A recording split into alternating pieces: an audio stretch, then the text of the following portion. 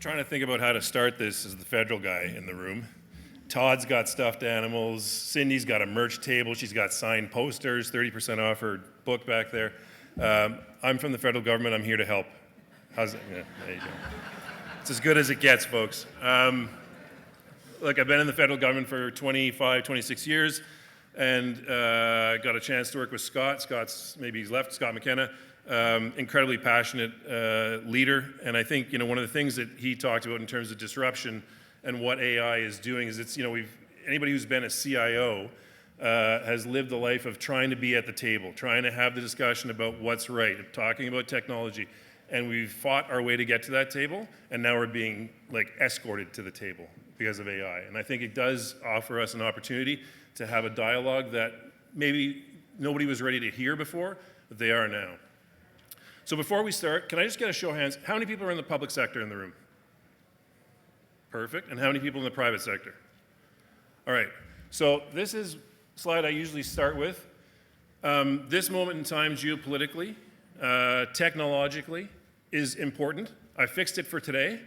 We're here. I'm half Maritimer, so I can do that. No, I'm New Brunswick, but not Nova Scotia. But somebody started before. Give yourself a round of applause. You are the leaders in the room, and it's because of you that we are actually here today. So give yourself a round of applause, please. And it is incredibly important, this moment that we're living today, both in, on May, whatever the date is, but in this very moment. And all of us together in the partnerships that we're demonstrating today that flow between public and private is incredibly important. And that's a muscle. I can speak from the federal government perspective. We don't have that built in. The built in is, do we have a contract? What do the T's and C's say? That's not going to work for Canada. That's not going to work. If we think about Team Canada approach, Team Canada doesn't get built on a bunch of contracts. Of course, there's important times where that's going to be valid. But as we think about building and what we need to do in the country, I think that we have an opportunity in front of us as we think about whether it's AI or any other form of digital public infrastructure that we can invest in, co-invest, and co-create. Now is the moment. So look, I'm going to give you, the slides are heavy. I'm not going to read through them. I'm standing between you and some cookies probably and some coffee here. But I do want to leave this with you as a bit of a toolkit. Mike challenged us all about acting and actually moving forward. So my hope is that after the conference, next week, you're sitting down and going, hey, listen, Wagner said something about this policy they have in the government. We're good at writing those things. Go and grab it. And it's probably over-torqued. If you're in the private sector, it's probably wickedly over-torqued for you. Torque it back, but it's a great starting spot. So you're going to see some things, hear some things. There's a bunch of links in there. Please use what you can. And if you have any questions, I think my email's on the last one, but you can always find me. So look, we got a bunch of things within the federal government that align what we're doing around AI and digital more broadly. The first one is the digital ambition for Canada. And I was privileged enough to write that along with then CIO Catherine Lilo. And the interesting thing about this digital ambition is it's rooted in two things: service and trust. We've heard that a lot today. And I think as we think about, we talk about digital transformation, I actually hate that term. It's a service transformation. Right? Where it's digitally enabled, but it's a service transformation. At the end of all of the services that we're talking about are humans. They may choose to self-serve, but the technology that we're putting in place is to help with a human-to-human service. We have a minister of AI, Evan Solomon. We never had one of those before. Luckily, we didn't have a minister of cloud or the minister of internet or the minister of, we could have, and that's not if anybody with the media is here, I know, that's not a slight on our government. But I think it's important to think about this government thought it was important enough to have a minister of artificial intelligence and digital transformation, but artificial intelligence. Why? We talked about quantum before. Someone mentioned quantum. We did some great things around quantum. We created Quantum Canada. We have a quantum strategy. But that wasn't something that was going to sort of bring us together as a country. Sectors of it are. I used to be the CIO for the National Research Council, and I can promise you the work that's done on quantum is incredible, but it's a very niche space. AI does and it has the opportunity to pull us together. And the thinking around a minister of AI, both for inside of government and outside of government, how do we spur investment in AI across the country? Well, you have someone sitting at the cabinet table whose job it is to make sure that that happens. And having that focused leadership is why we have a Minister of AI. I don't think, 5 years from now, we probably won't have one of those. Hopefully we'll have the kind of momentum that we're all expecting and trying to build today. But for now we do. I'll talk about the AI strategy in a second. We've got, we talked about data. We have a data strategy. All these great strategies. Again, they need to be put into practice. But if you don't have anything in your organization today, or you think, hey, there may be something better, go grab these. They're out there. They're obviously, I'd love to say they're 30% off, but they're free. So you're all set with that. So National AI Strategy, as you all heard, coming next week.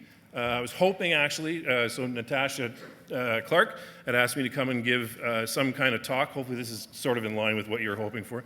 I had hoped this thing would be out by the time I stood up here.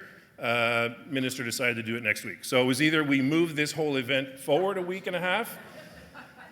Nobody had the same enthusiasm as I did around that, and so coming next week. But what they have said, is that it comes down to the 6 pillars there. And one of the important things is, this AI conversation that we have is not new. So back in 2017, we had the Pan-Canadian AI strategy that you can figure out how to pronounce that.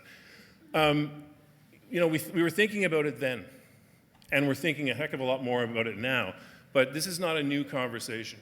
And I think, it's a question of, back to Mike's point, what are we doing to move? The Cindy's feet. What are we actually? Strategies are great, and I'm sure I've seen parts of the strategy. I haven't seen the full piece. It's going to speak an awful lot to what this country can do to meet the moment. But that's on us then to go and do that. There's a lot of money in the system. We'll talk about some of the opportunities that are out there. But one of the things that I think we have a hard time in Canada is how do we coordinate? How do we coordinate ourselves from an innovation sector to a large-scale manufacturing sector, and then include government in that whole concept of co-creation. The Canadian Sovereign AI Compute Strategy, $2 billion that is going to be allocated through this.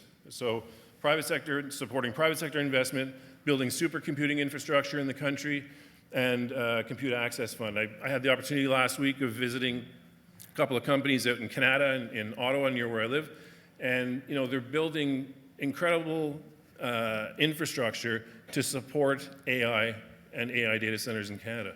But the folks, they sat down with me and they said, we don't know how to engage government. They were created through money from government. They got money through IRAP, through the Industrial Research Assistance Program. They got money through Innovation Solutions Canada. And then they go, well, how do we get government to be a customer? And it falls off. So we need to do better in that space.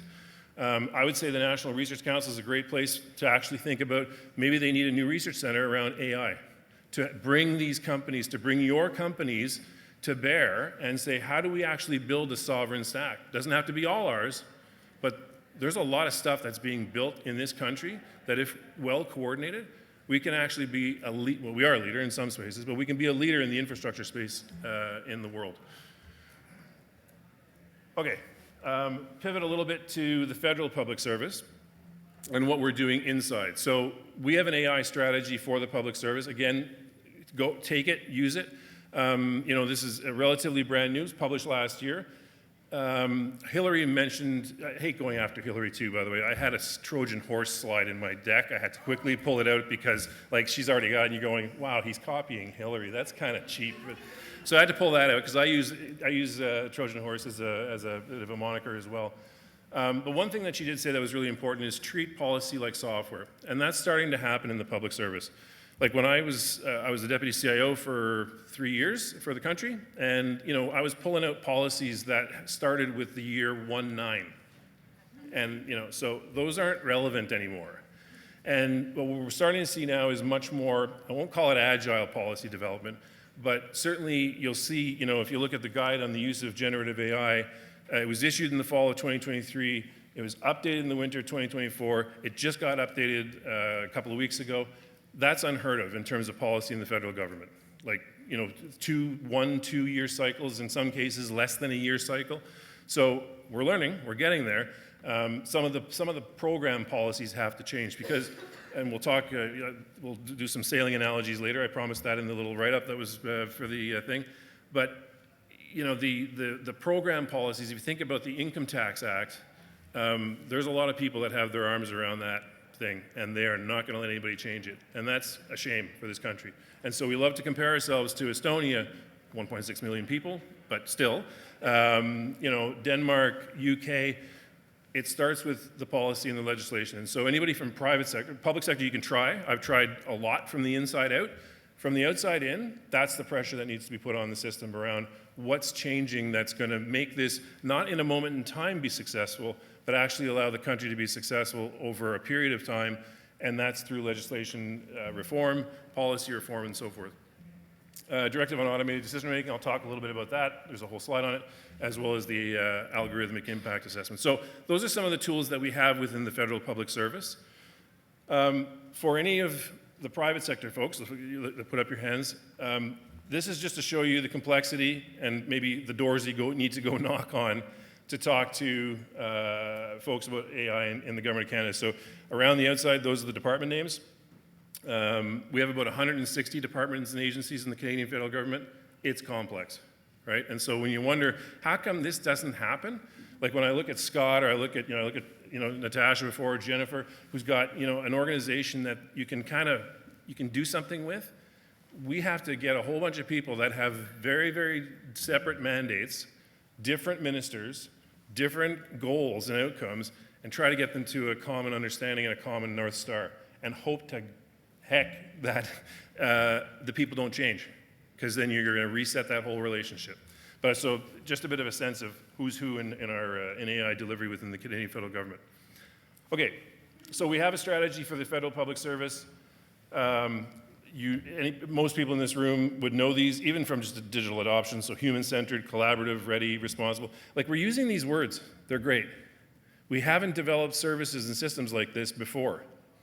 And so, I'm proud to be, I see Alex there from early on in the CDS days, and there's others. When the Canadian Digital Service was created, the goal was to be as close to the citizen as possible, to have those multidisciplinary teams that Hillary talked about. We still have those today. We're a small little organization of about 250 people in the Canadian federal government. There's 1,500 services that are delivered by the federal government on any given day, and we deliver about 4 of them, 5 of them. Now, we're implicated in a bunch of them, but not end to end. And so these are all great digital tenants, and if we can use AI as the rocket to get some of these things to actually be taken into consideration and built into the way that we work, awesome.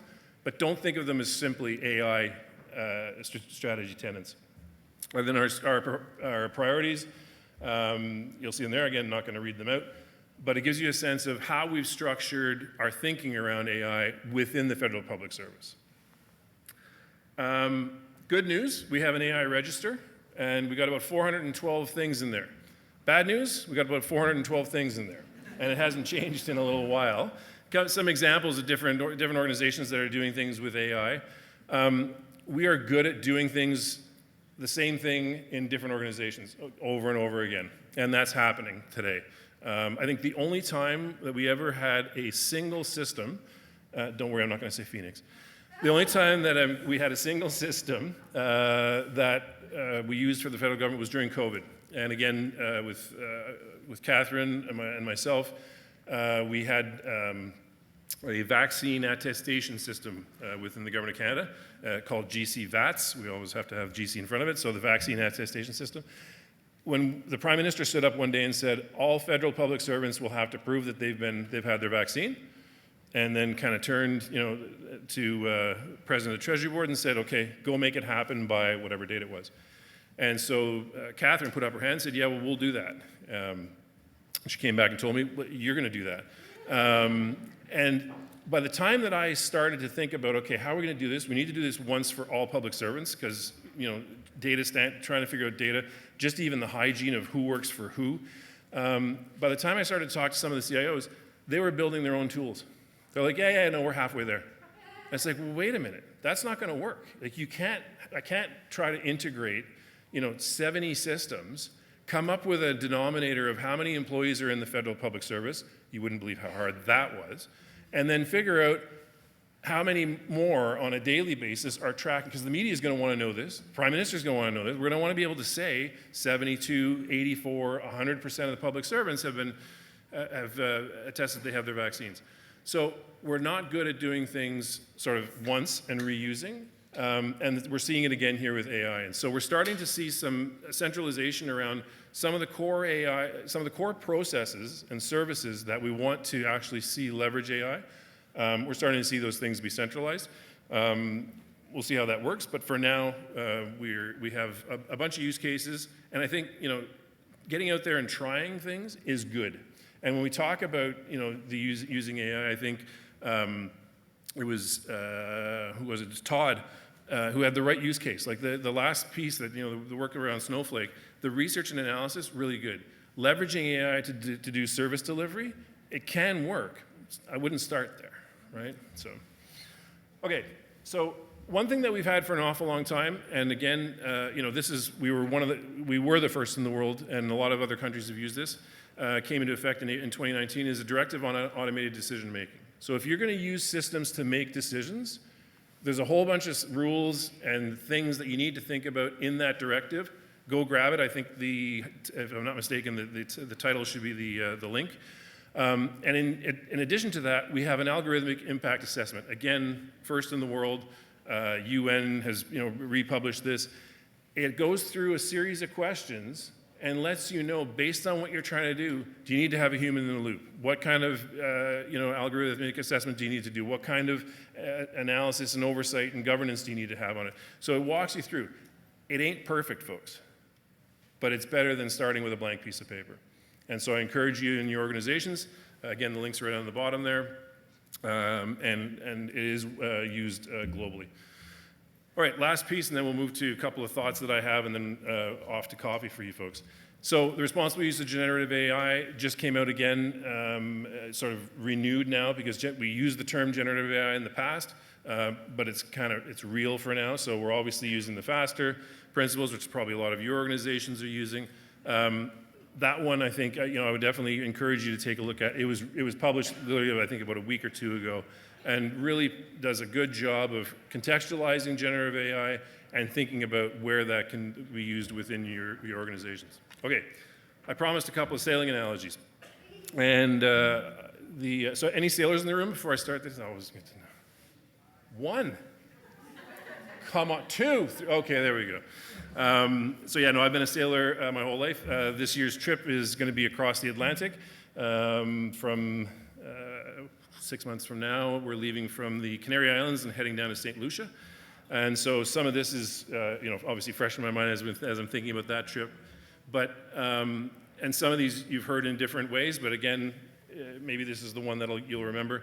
So AI is a magnifying glass, right? And pay attention to the details. So when you apply AI into a system, it'll uncover your data problems, your integration problems, all of those things. In CDS, we built a product called AI Answers, which we tested out, which was basically an AI engine sitting on top of all of federal government websites. And you could, today, if you wanted to ask a question about something that Transport Canada is responsible for, and you ask that question on the CRA website, you get nothing. So AI Answers sits on top of all that, and you can ask any question on any website, anywhere, right? Problem was when we did that, a bunch of the web teams came back from other departments and said, whoa, you can't do that. Why? Well, there's a bunch of stuff on our website that's not right.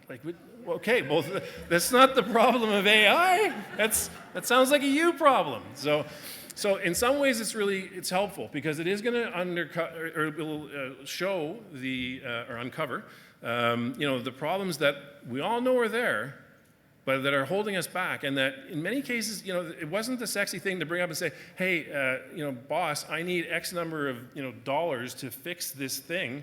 That once we fixed it, no one's going to notice the difference, but we're going to have a lot better hygiene, a little bit to what Scott was talking about in terms of health. That never wins. It'll win now when you put that magnifying glass on it. So this is, for the 3 sailors in the room, this is a mark rounding at a sailboat race. If you ever watch a sailboat race and you see them as they start or go around a mark, it looks like chaos. Sometimes it is, but it's mostly very controlled chaos. There's a lot of rules, and good sailors, good racers know the rules. They'll mostly play by them. They may push the edge a little bit.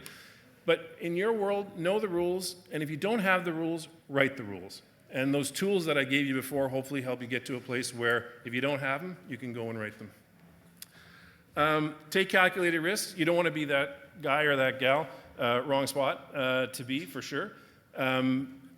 Know where you can, back to what I was saying, I wouldn't start with service delivery and saying, hey, let's see how this AI stuff works out for us. Try it inside. Try it, but absolutely get it out there and give it a go. I think Todd, great example. Here's somebody who didn't use this before and is able to do an incredible amount of analysis. Right place to start, right kind of outcome in that space. Know what sail to use when there's a lot going on in this picture. But know AI is not the answer to everything, right? And it sounds like it today when you're sitting around the board table. But this is where your domain expertise comes in. Know the tool to bring forward. And if it's not AI, it's not AI. If it's RPA, if it's status quo, call it out. But don't try to force fit AI in, because then you end up in a situation like this where you're using the wrong sail and bad things happen. Okay, I think there's this last one. Know what success looks like. So this is the finish line. You always want to try to cross that. Success is not about buying or implementing AI. Sorry for the vendors in the room. And a lot of the deputy ministers in the federal government are being asked on a regular basis, hey, how much AI did you buy this week, next week, last? What? Like, it's a valid question if you're looking at how much have we invested in the country and how much we've bought. But the question is around what are you trying to achieve? What's the service outcome that you're trying to achieve? And then back to my last one, which is, use the right sail. And AI may not be the right sail. So hopefully this has been a little bit helpful, a little bit entertaining. It's now time for you folks to have coffee. Thank you for the time. Appreciate it.